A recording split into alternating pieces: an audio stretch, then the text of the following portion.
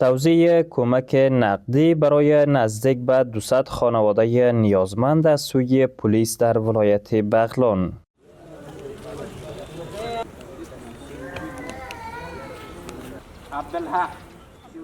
در ادامه برنامه‌های حمایتی از خانواده‌های نیازمند و متکدی، مدیریت مبارزه با مواد مخدر فرماندهی امنیتی ولایت بغلان برای ده‌ها خانواده مستحق در این ولایت کمک نقدی توزیع کرده است. مدیر مبارزه با مواد مخدر فرماندهی امنیتی بغلان میگوید که این کمک‌ها پس از بررسی و شناسایی خانواده‌های نیازمند به ویژه افراد متکدی در سطح این ولایت صورت گرفته است. نن چې کومه توزیع روانه ده یو سلاویا کورنۍ دي او په اندازه د 4.5 افغانیو کې ورته توزیع کیږي. ان شاء الله دا امید ست چې دا لړۍ به روانه وي چې څو دې خلکو مشکلات شي.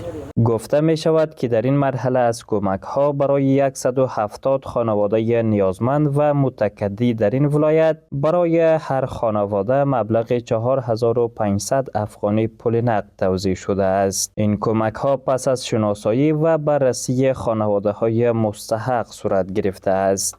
پروسه خاص د غدایانو په خاطر باندې د کم سوالګر چې په ښارونو کې او په لویو لارو باندې سرکونو ناستي دا راټولوو فصل غنا سروې نه چې تصویب سي چې مستحق ده نو هغه کورنۍ ته بیا موږ مرسته کوو. این هشتمین مرحله ای از کمک های مدیریت مبارزه با مواد مخدر است که برای هر خانواده نیازمند در ولایت بغلان توزیع می شود.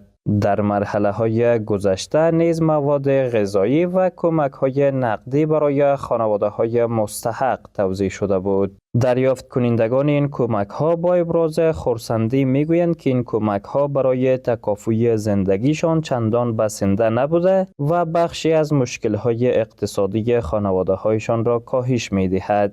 خیلی خواهشمند هستیم از امارت اسلامی که در فقیر و مستحق که کار نمیتونه که خیلی خوشحال هستیم کمک نشه خیلی برای ما مشکلات تمام میشه. کمکاشو چرا که مردم ضعیف است اقتصادش ضعیف است کار نیست غریبی نیست باید کمک شو قطعی ملت افغانستان. مسئولان در فرماندهی امنیتی بغلان همچنان میگویند که روند کمک رسانی به خانواده‌های نیازمند و متکدی در این ولایت در آینده نیز ادامه خواهد داشت.